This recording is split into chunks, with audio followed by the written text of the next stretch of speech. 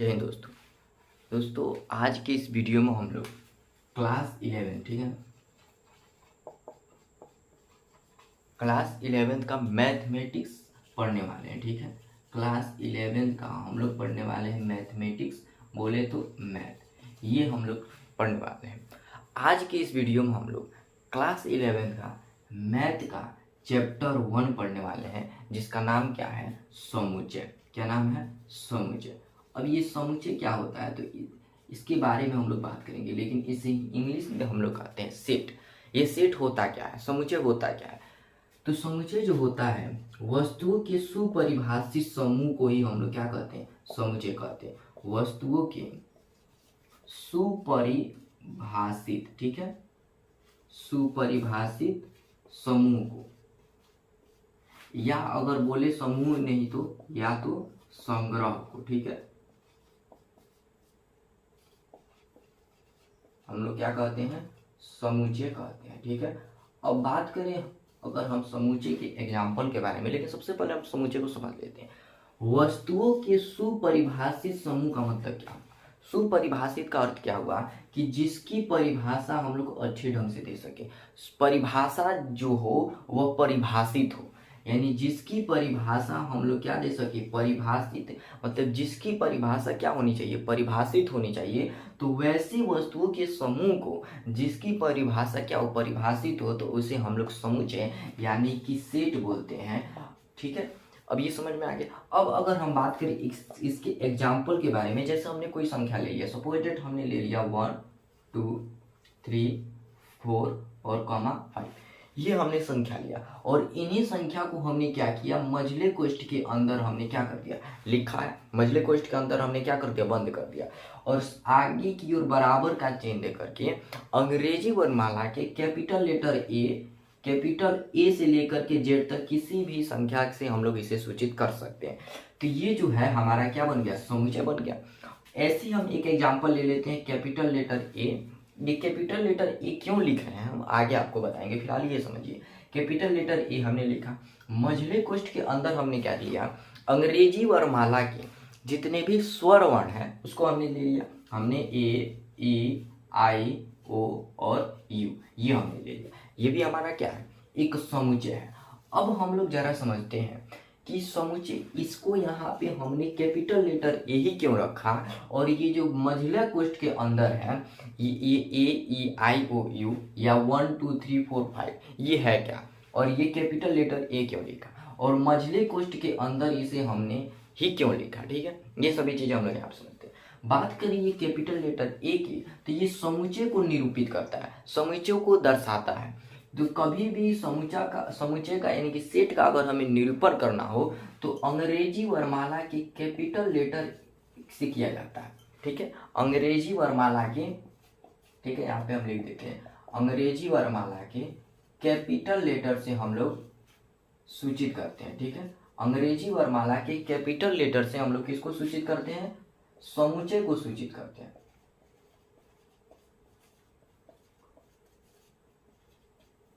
सूचित करते हैं। ठीक, अंग्रेजी वर्णमाला के कैपिटल लेटर से हम लोग किसको सूचित करते हैं, समुच्चय को सूचित करते हैं। अब आप बोलेंगे कि अंग्रेजी वर्णमाला की कैपिटल लेटर ए से तो हम सूचित करते हैं, ठीक है, कैपिटल लेटर किसी से, कोई भी कैपिटल लेटर हो सकता है, ए से जेड तक, केवल ए ही नहीं।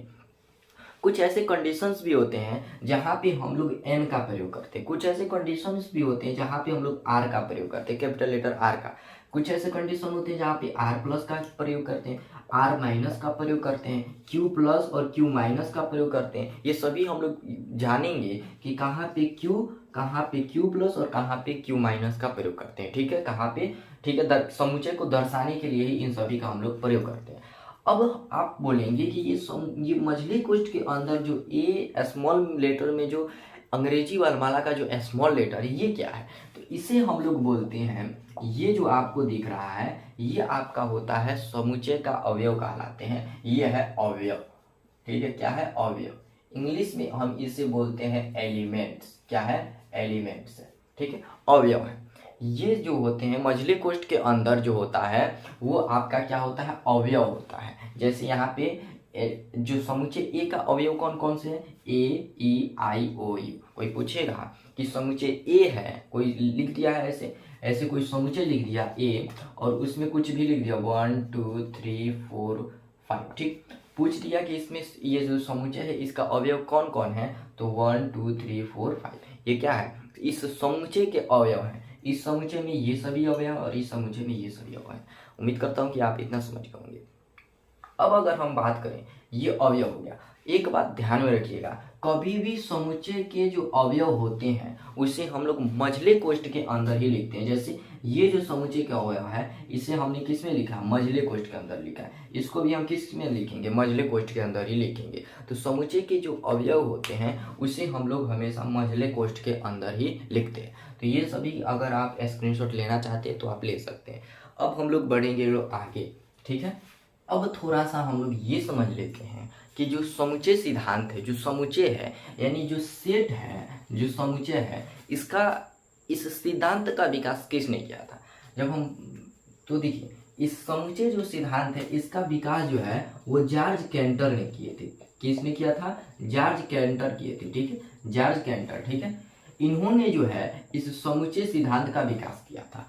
अब हम लोग थोड़ा ये जान लेते हैं कि ये जो सेट होता है, जो समुच्चय होता है, इसका प्रयोग हम लोग आखिर करते कहाँ है, इसका हम लोग प्रयोग कहाँ करते हैं, थोड़ा ये भी जान लेते हैं। छोटा सा टॉपिक है, जान लेते हैं। जब हम बात करेंगे इसके प्रयोग के बारे में, तो इसका प्रयोग हम लोग करते हैं संबंध एवं फलन में। कहाँ करते हैं, संबंध एवं फलन को परिभाषित करने में, ठीक है ना, क्या करने में, परिभाषित करने के लिए, ठीक है, या करने में भी आप लिख सकते हैं। और कहाँ पे करते हैं, तो ज्यामिति में हम लोग इसका उपयोग करते हैं, ठीक, ज्यामिति में हम लोग इसका उपयोग करते हैं, प्रायिकता में इसका हम लोग ये उपयोग करते हैं, ठीक। इन सभी जगहों पर ETC, इन सभी क्षेत्र में, गणित की इन सभी शाखाओं में, इन सभी गणित के इन सभी क्षेत्रों में हम लोग समुच्चय का प्रयोग करते हैं, ठीक है।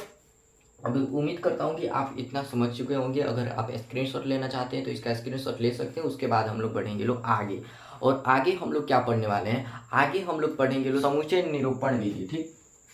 क्या टॉपिक है, समुच्चय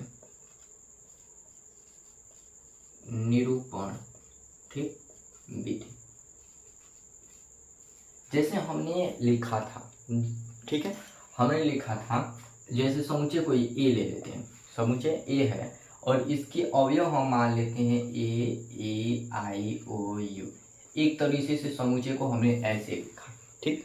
एक और तरीका होता है जिसमें हम लोग लिखते हैं, जैसे हमने लिखा ए, मझले कोष्ठ के अंदर हमने लिखा और लिखा क्या, एक्स सच डेट एक्स, ठीक है, एक अंग्रेजी वर्णमाला का क्या है, स्वर है। एक तरीके से ऐसे भी लिखा। इसको, इस विधि को हम लोग कहते हैं, ये जो हमने लिखा है इस विधि को हम लोग कहते हैं समुच्चय निर्माण विधि। क्या बोलते हैं इसे, इस विधि को हम लोग कहते हैं समुच्चय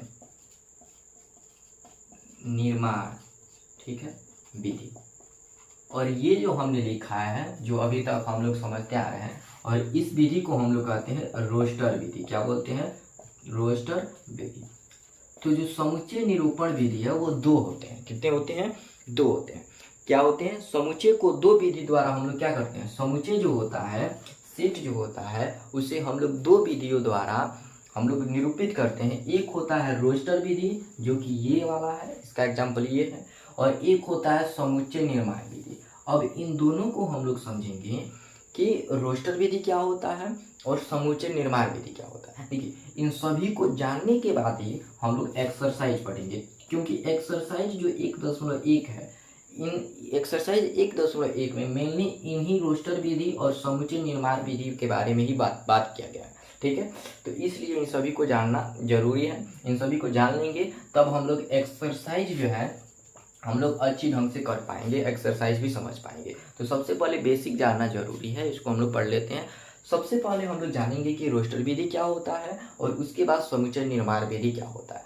रोस्टर विधि से समुच्चय निर्माण विधि को में कैसे बदलेंगे, और समुच्चय निर्माण विधि अगर दिया है में लिखा है, जैसे हमने यहाँ पे लिखा हुआ है, ये रोस्टर विधि में है, लिखा क्या है कि समुच्चय, कोई समुच्चय है ए और उसके अवयव है ए ई आई ओ यू। अब ये हमने देखा कि इसका कॉमन जो है, मतलब कि इसमें कॉमन गुण क्या दिख रहा है, हमने देखा कि ए ई आई ओ यू, मतलब कि इस समुच्चय के अवयव में कॉमन गुण क्या है कि ये जो अंग्रेजी वर्णमाला का स्वर है उसी को हमने यहाँ पे क्या कर दिया, लिख दिया, तो ये बन गया समुच्चय निर्माण विधि। तो रोस्टर विधि से समुच्चय निर्माण विधि में कैसे लिखते हैं और समुच्चय निर्माण विधि से रोस्टर विधि में कैसे लिखते हैं, आगे हम लोग समझेंगे। ठीक है, अब आगे बढ़ते हैं हम लोग। अब चलिए समझते हैं, हमने देखा क्या आगे, हमने पीछे क्या हमने देखा कि समुच्चय निरूपण विधि, यानी कि समुच्चय को कितने विधि द्वारा निरूपित किया जाता है वो हमने देखा। अब हम लोग उसके हमने देखा कि दो प्रकार के होते हैं, जिसमें पहला क्या है, रोस्टर विधि। ठीक है, हमने पहला क्या देखा, रोस्टर विधि। अब जान लेते हैं कि ये रोस्टर विधि होता क्या है, रोस्टर विधि में कैसे लिखा जाता है, ये भी हम लोग थोड़ा यहाँ पे क्या कर लेते हैं, जान लेते हैं। तो रोस्टर विधि में जो समुच्चय के अवयव होते हैं, समुच्चय को नहीं, ध्यान से समझिएगा, रोस्टर विधि में यहाँ पे हम लिख लेते हैं, रोस्टर विधि में, ठीक है, समुच्चय के अवयवों को, ठीक है, समुच्चय के अवयवों को, ठीक है, कॉमा देकर लिखा जाता है।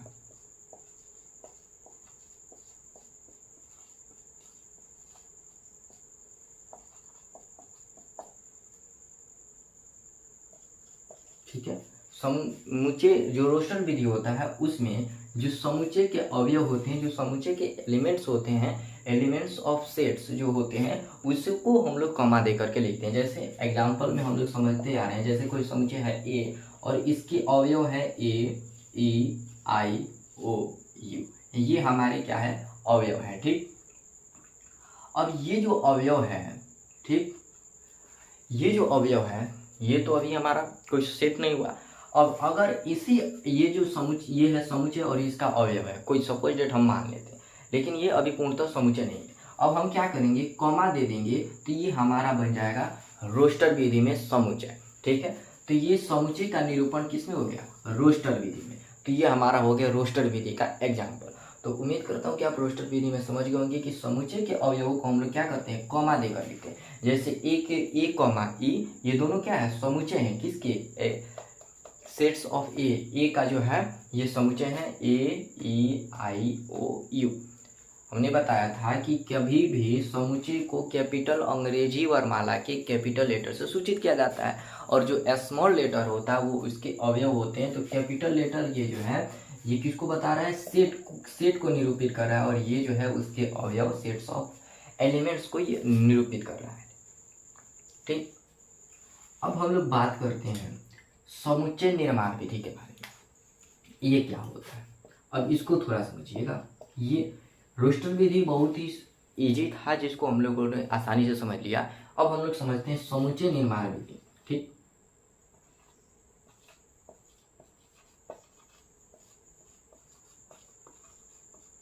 समुच्चय निर्माण विधि, इसके नाम से ही हमें पता चल रहा है कि समुच्चय का हम लोग क्या करते हैं, निर्माण करते हैं। समुच्चय का हम लोग क्या करते हैं, निर्माण करते हैं। अब इसको थोड़ा अच्छी ढंग से समझिएगा। समुच्चय निर्माण विधि में हम लोग क्या करते हैं कि समुच्चय निर्माण विधि में हम लोग समुच्चय के अवयव को x के साथ लिखते हैं, x के साथ हमने लिखते हैं। ठीक है, x के साथ लेते हुए समुच्चय के अवयव को हम लोग x के साथ लेते हुए हम लोग क्या करते हैं, लिखा जाता है। समुच्चय के जो अवयव होते हैं उसको हम लोग x के साथ लेते हुए हम लोग क्या कर देते हैं, लिखते हैं। किस में लिखते हैं भाई, तो हिंदी में लिखा जाता है। ठीक है, किस में लिखा जाता है, हिंदी में लिखा जाता है। समुच्चय निर्माण विधि का एक बार और समझिए, समुच्चय के अवयव को x के साथ लेते हुए हिंदी में, उस x के साथ लेते हुए हिंदी में क्या किया जाता है, लिखा जाता है, तो उसे हम लोग समुच्चय निर्माण विधि कहते हैं। अब समुच्चय निर्माण विधि में x के साथ कैसे, जैसे हमने ये ही ले लिया, ये समुच्चय ले लिया, एक ए ई आई ओ यू, ऐसे ही नहीं लिख देंगे। इस समुच्चय के अवयव को विशिष्ट गुणधर्म देखेंगे कि इसका ये क्या है, AEIOU क्या है? तो अंग्रेजी वर्णमाला का क्या है? स्वर वर्ण है। तो इसको अगर हम समुच्चय निर्माण विधि में लिखे तो कैसे लिख सकते हैं? हमने क्या कहा समुच्चय निर्माण विधि में? हमने क्या कहा कि x के साथ लेते हुए हिंदी में लिखा जाता है। तो हमने लिखा x के साथ, x सच डेट x, इस ये जो कॉमा है ये जो है ऐसे, इसे हम लोग पढ़ते हैं सच डेट। क्या पढ़ते हैं? सच डेट। ठीक, इसे हम लोग पढ़ते हैं सच डेट। तो x सच डेट x। अब लिखेंगे इसके गुणधर्म। ठीक है, समुच्चय के गुणधर्म लिखेंगे। तो यहाँ पे लिखेंगे अंग्रेजी वर्णमाला का क्या है, सॉरी अवयव के गुणधर्म लिखेंगे। अंग्रेजी वर्णमाला का क्या है? स्वर है या स्वर वर्ण है? स्वर है। अंग्रेजी वर्णमाला का क्या है? स्वर है। तो यहाँ से ये हमारा बन गया समुच्चय निर्माण विधि। तो उम्मीद करता हूँ कि आप समुच्चय निर्माण विधि भी समझ गए होंगे। ठीक है, अब यहाँ पे थोड़ा आगे हम लोग बढ़ते हैं। ठीक, अब थोड़ा समझिएगा समुच्चय निर्माण विधि, थोड़ा समझिएगा। किसी समुच्चय के अवयव का वर्णन करने के लिए, किसी भी समुच्चय के अवयव का वर्णन करने के लिए x का प्रयोग हम लोग करते हैं। किसमें? समुच्चय निर्माण विधि में। अगर समुच्चय का वर्णन करना है तो x का प्रयोग करते हैं। ठीक है, और x के साथ, x के स्थान पर किसी अन्य का प्रतीक का भी प्रयोग कर सकते हैं। जहाँ पे हमने x का प्रयोग किया, यहाँ पे हम लोग चाहे तो y सच डेट y भी लिख सकते हैं। किसी अन्य प्रतीक का भी हम लोग प्रयोग कर सकते हैं। ऐसा ये कंपलसरी नहीं है कि x का ही हम लोग प्रयोग करेंगे। ठीक है, इस x के स्थान पर किसका हम लोग प्रयोग कर सकते हैं? अंग्रेजी वर्णमाला का कोई भी अक्षर हम लोग यहाँ पे प्रयोग कर सकते हैं।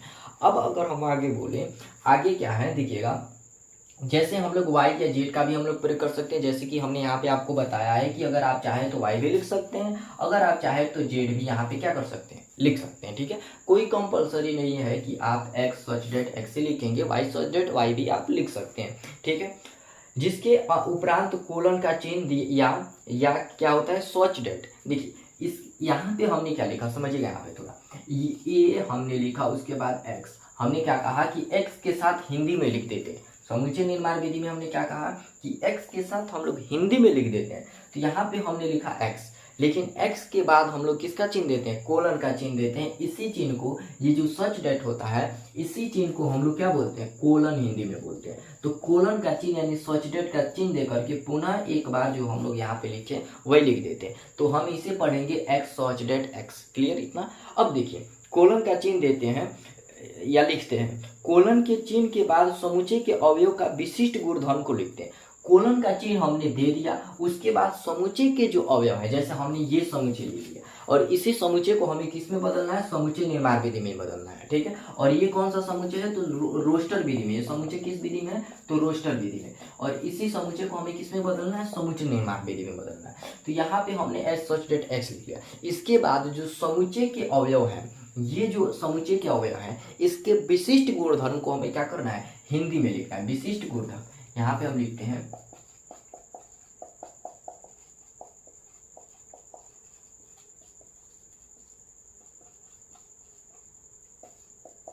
विशिष्ट गुणधर्म को क्या करना है? हिंदी में लिखना है। विशिष्ट गुणधर्म को हमें हिंदी में लिखना है। तो एक्स सच डेट एक्स लिख दिया। अब उसके बाद देखिए कि ये क्या है? अंग्रेजी वर्णमाला का एक स्वर है, या एक अंग्रेजी वर्णमाला का क्या है? स्वर है। वही हम यहाँ पे लिखेंगे। जैसे कि यहाँ पे हमने लिखा है एक अंग्रेजी वर्णमाला का क्या है? स्वर है। अब इसके बाद यहाँ समझिएगा, और संपूर्ण जो कथन हमने लिखा है, जो हमने लिखा कि एक अंग्रेजी वर्णमाला का स्वर है, लिखने के बाद हम लोग ऐसे ही नहीं छोड़ देंगे।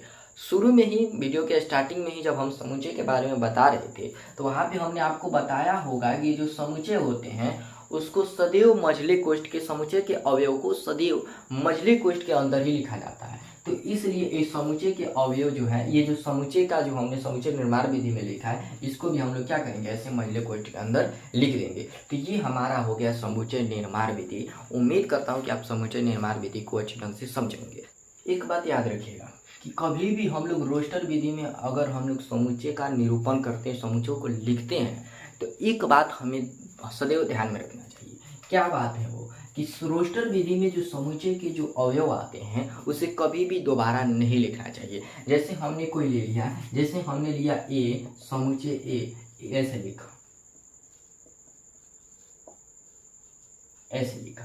तो हमने देखा कि समुच्चय के जो अवयव हैं डबल बार ए आ रहा है, ऐसे नहीं लिखेंगे, ये हमारा गलत हो जाएगा। इसको हम लोग एक ही बार लिखेंगे ए आई ओ यू, ठीक, ऐसे ही लिखेंगे।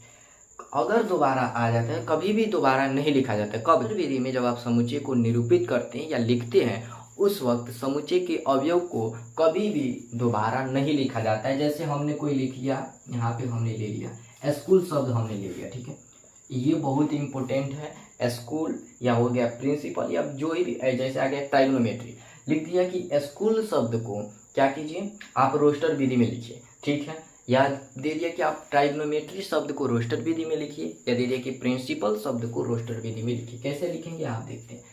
जैसे स्कूल दे दिया, सभी कैपिटल लेटर में लिखा हुआ होगा, ध्यान रखिएगा, ये स्कूल शब्द दे दिया और इसे हमें लिखना है रोस्टर विधि में। कैसे लिखेंगे, वो बात जो हमने अभी बताया है कि रोस्टर विधि में समुच्चय के अवयव को दोबारा नहीं लिखा जाता है।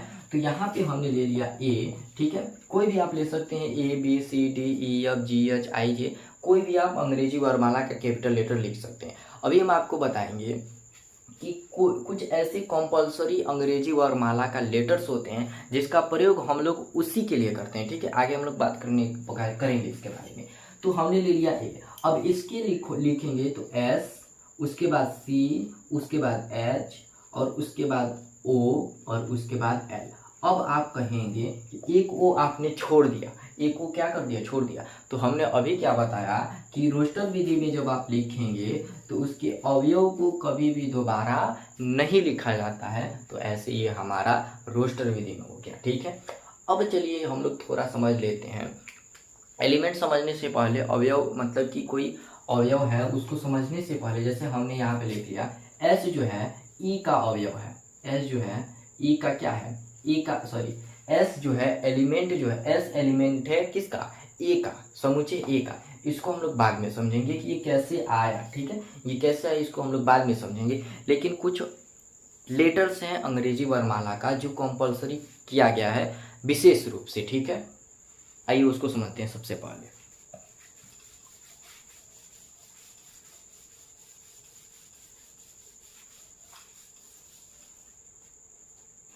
जो विशेष रूप से कंपलसरी किया गया है, इनका प्रयोग हम गणित में विशेष रूप से करते हैं, ठीक है।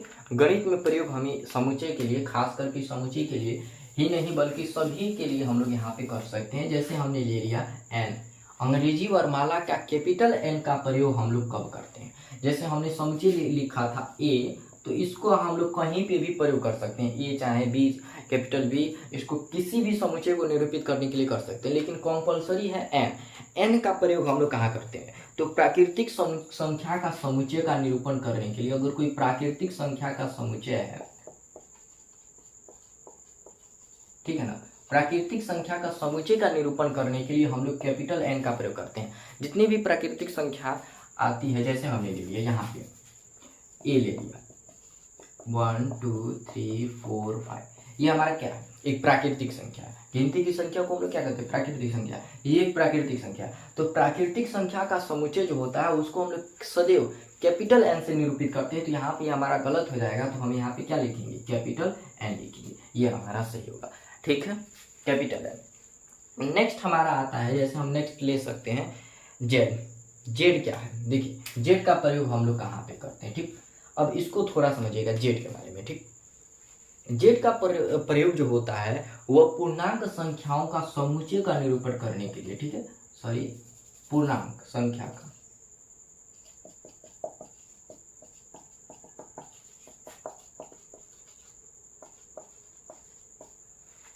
पूर्णांक संख्या का समुच्चय। अगर कोई पूर्णांक संख्या का समुच्चय आ जाता है तो उसे हम लोग के सदैव जेड से, कैपिटल जेड से निरूपित करेंगे। नेक्स्ट हम लोग ले लेते हैं क्यू। ये बात आपको केवल याद रखना है कि अगर कोई पूर्णांक संख्या आ जाता है तो उस समुच्चय को हम लोग जेड से निरूपित करेंगे। अगर अगर अगर अगर आपको परिमेय आ जाता है तो परिमेय संख्या का जो समुच्चय होगा, ठीक है, परिमेय संख्या का समुच्चय का निरूपण हम लोग क्या सदैव कैपिटल क्यू से करेंगे, ठीक। अब आगे देखिए, तक क्लियर हो गया। आर, आर, ठीक है, आर को ध्यान से समझिए, वास्तविक संख्या का समुच्चय, ठीक। वास्तविक संख्या का समुच्चय जो होगा उसे हम लोग आर से सूचित करेंगे। तो यहाँ पे हम लिख देते हैं वास्तविक संख्या का समुच्चय। ठीक, अगर वास्तविक संख्या आ जाता है तो उसे हम लोग कैपिटल आर से उस समुच्चय को निरूपित करेंगे। ठीक, नेक्स्ट हम लोग देख लेते हैं क्यू प्लस। ठीक, क्या हम लोग देख लेते हैं क्यू प्लस घन परिमेय का समुच्चय। ठीक, घन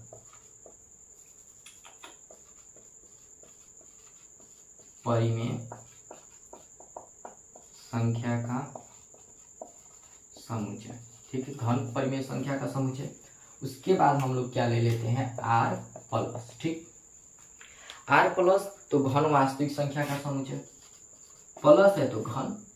बस इतना आपको ध्यान रखना है, केवल आपको ऊपर का यही याद रखना है, यही चार आपको याद रखना है, बाकी सब तो याद हो जाएगा। एक और आपका आता है जेड, तो जेड प्लस, तो जेड क्या है पूर्णांक संख्या का समुच्चय, तो ये हो जाएगा समपूर्णांक संख्या का समुच्चय। ठीक, समपूर्णांक संख्या का समुच्चय। इतना जो है कंपल्सरी है समुच्चय के लिए, विशेष रूप से इसको ये है। ठीक है ना, गणित में इसका हम लोग प्रयोग करते हैं विशेष रूप से। एन आ गया तो प्राकृतिक संख्या का समुच्चय के लिए एन का प्रयोग, पूर्णांक संख्या का समुच्चय के लिए क्यू जेड का प्रयोग, परिमेय संख्या का समुच्चय के लिए कैपिटल क्यू का प्रयोग, वास्तविक संख्या का समुच्चय के लिए कैपिटल आर का प्रयोग, घन परिमेय संख्या का समुच्चय का निरूपण करने के लिए कैपिटल क्यू प्लस का प्रयोग, घन वास्तविक संख्या का समुच्चय का निरूपण करने के लिए कैपिटल आर प्लस का प्रयोग, और समपूर्णांक संख्या का समुच्चय का निरूपण करने के लिए जेड प्लस का प्रयोग, कैपिटल जेड प्लस का प्रयोग हम लोग करेंगे। सभी में आप ध्यान से देख सकते हैं, हमने प्रारंभ में ही आपको बताया था कि समुच्चय का निरूपण अंग्रेजी वर्णमाला के कैपिटल लेटर से किया जाता है, तो सभी कैपिटल में रहेगा। ठीक है, अब आगे हम लोग बढ़ेंगे लोग, और आगे हमने जो बताया एलिमेंट्स वो हम लोग थोड़ा ध्यान से देख लेते हैं, इम्पोर्टेंट है, देख लेते हैं थोड़ा।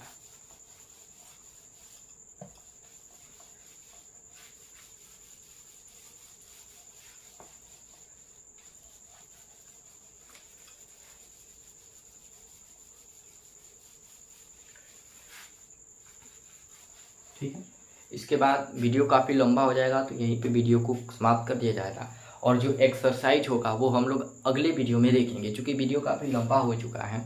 ठीक है, तो अगले वीडियो में हम लोग एक्सरसाइज देखेंगे, क्योंकि वीडियो काफ़ी लंबा हो चुका है। अब हम लोग देखेंगे क्या, जैसे कोई हम समुच्चय ले लेते। ठीक है, हमने समुच्चय ले लिया ए और लिखा ए ई आई ओ यू। अब यहाँ पे ध्यान से समझिएगा, ये ए जो है स्मॉल ए जो है वह इस ए का क्या है, यानी समुच्चय ए का क्या है, अवयव है। इसको कैसे लिखेंगे, ऐसे हम मतलब हिंदी में लिखते हैं। सबसे पहले समझिए, ए स्मॉल ए का क्या है, या समुच्चय ए में है, स्मॉल ए समुच्चय ए में, यहाँ पे ऐसे भी लिख सकते हैं, समुच्चय ए में है। ठीक, इसी को हम एक और तरीका से लिख सकते हैं, स्मॉल ए समुच्चय ए का क्या है, अवयव है।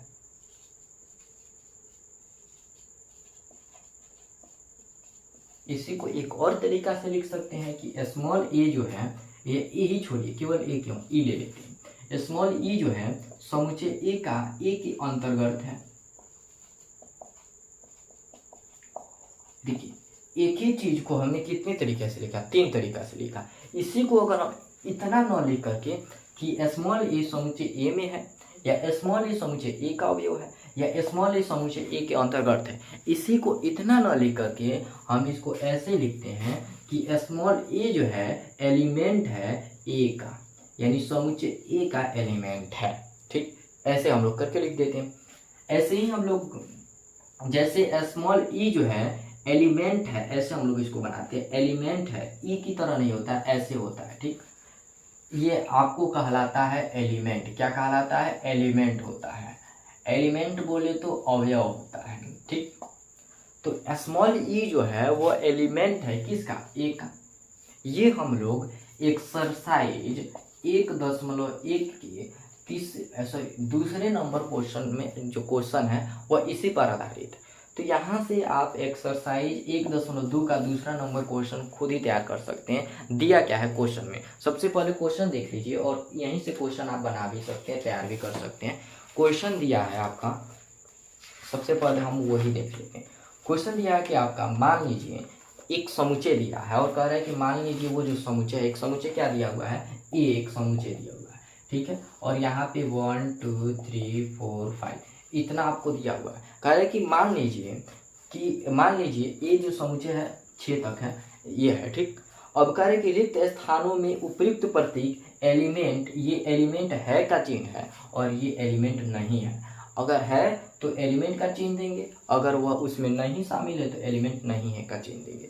ये एलिमेंट है और ये एलिमेंट नहीं है का चिन्ह है। जैसे हमने लिखा कि आप बताइए कि 8 जो है वह ए का एलिमेंट है या नहीं, 6 जो है ए का एलिमेंट है या नहीं, 5 जो है ए का एलिमेंट है या नहीं, ठीक।